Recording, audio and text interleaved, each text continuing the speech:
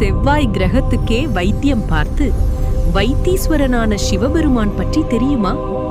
கும்பகோணத்துக்கு அருகில் இருக்கும் இந்த வைத்தீஸ்வரன் கோயில் நாடி ஜோதிடத்திற்காக மட்டுமல்ல, மருத்துவ அதிசயங்களுக்காக உலகம் முழுக்க பிரசித்தி பெற்றது.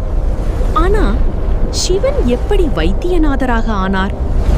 ஒரு காலத்தில் கைலாச மலையின் உச்சியில் சிவபெருமான் ஆழ்ந்த தவத்தில் இருந்தார். அந்த நேரத்தில் அவரின் நெற்றிக் கண்ணிலிருந்து ஒரு வியர்வை துளி கீழே விழுந்தது. அந்த துளியிலிருந்து ஒரு தெய்வீக குழந்தை பிறந்தது. அந்த குழந்தையை பூமாதேவி தாங்கி வளர்த்தாள்.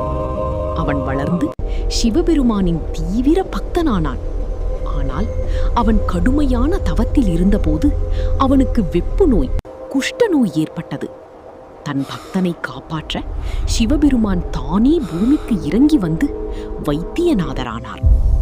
சித்தர்களுக்கே சித்தரான சிவன் அரிய சஞ்சீவி மூலிகைகளை கொண்டு வந்து அந்த நோயை குணமாக்கினார். அவரை நவகிரகங்களில் ஒருவராக செவ்வாய் கிரகமாக நியமிக்கிறார். சிவபெருமானுடன் வந்த பார்வதி தேவியும் தெய்வீக தைலம் தயாரித்தார். அந்த மருந்து அங்காரகனின் நோயை முழுமையாக குணப்படுத்தியது. அதனால் அந்த தைலம் தயாரித்த தேவியை தைலநாயகி, பின்னர் தெய்யல் நாயகி ஆனார். இதுவே அந்த பெயரின் ரகசியம். அங்காரகனின் பிறப்பு பற்றி மேலும் பல புராண கதைகள் உள்ளன. இதோடு முடிவில்லை.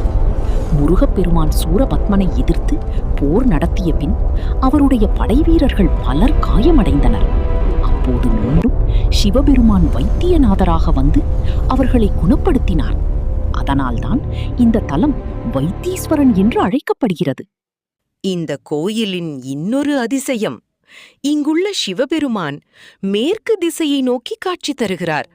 அவரை தரிசித்தால் 1000 சிவலிங்கங்களை வழிபட்ட பலன் கிடைக்கும் என்று நம்பப்படுகிறது. மேலும் இங்கு நவகிரகங்கள் எல்லாம் ஒரே நேர்கோட்டில் வைத்தியநாதரின் பின்னால் அமைந்துள்ளன.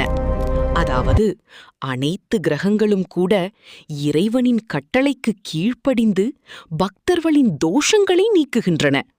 இதனால்தான் செவ்வாய் தோஷம் உள்ளவர்கள் இந்த கோயிலுக்கு அதிகமாக வருகிறார்கள். இங்குள்ள அங்காரகன் சந்நிதியில் செவ்வாய் தோஷ நிவர்த்தி பூஜைகள் செய்யப்படுகின்றன. செவ்வாய்க்கிழமை விரதம் இருந்தால், அதிலும் சித்திரை மாதம் முதல் செவ்வாய்க்கிழமை வழிபட்டால் மிகுந்த பலன் கிடைக்கும். இந்த கோயிலின் மிகவும் புனிதமான இடம் சித்தாமிருத குளம். இந்த குளத்தில் நீராடினால் தீராத நோய்களும் தீரும் என்று ஆழ்ந்த நம்பிக்கை உள்ளது. அதனால்தான் தினமும் ஆயிரக்கணக்கான பக்தர்கள் இந்த குளத்தில் நீராடி இறைவனின் அருளை பெறுகின்றனர். இங்கு ஒரு வித்தியாசமான வழக்கம் கூட இருக்கு.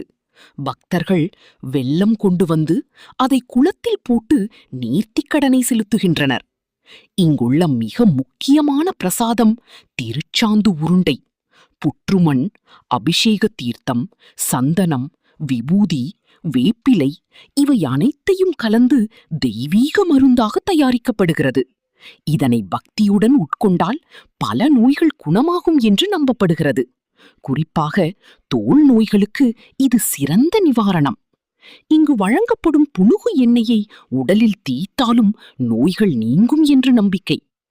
இதோ இன்னொரு அதிசயம். ராமாயணத்தோடும் இந்த தலத்திற்கு தொடர்பு இருக்கிறது.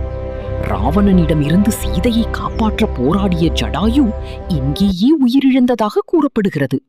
அந்த ஜடாயுவின் இறுதிச் சடங்குகளை இதே இடத்தில் ராமர் செய்தார் என்று புராணங்கள் கூறுகின்றன. அதனால் இந்த கோயில் ராமாயண காலத்திலேயே இருந்தது என்று நம்பப்படுகிறது. இங்குள்ள முருகன் செல்வமுத்துக்குமரர் என அழைக்கப்படுகிறார். சின்ன குழந்தை வடிவில் காட்சி தரும் இவர் பக்தர்களின் மனதை கவர்கிறார்.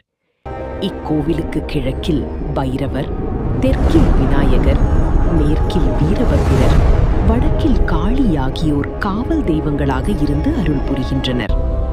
இந்த வைத்தீஸ்வரன் கோவிலுக்கு புள்ளிருக்கு வேலூர் என்று ஒரு பெயரும் உண்டு. புல் என்ற சடாயு பறவை ராஜனும், இருக்கு என்ற ரிக்வேதமும், வேள் என்கிற முருகப்பெருமானும், ஊர் என்கிற சூரியன் ஆகிய நால்வரும் இத்தலத்தில் வழிபட்டு நலம் பெற்றதால் இப்பெயர் பெற்றது. இந்த கோவிலுக்குள் நுழைந்த அந்த முதல் அடியிலேயே நாம் ஒரு சாதாரண இடத்தில் இல்லை, பல நூற்றாண்டுகளுக்கு முன் உருவான ஒரு தெய்வீக உலகத்திற்குள் நுழைந்திருக்கிறோம் என்ற உணர்வு வரும். இந்த இடத்தின் அமைதி உடலையும் மனதையும் மருத்துவமாக குணப்படுத்தும் சக்தி கொண்டது. ஓம் நம சிவாய.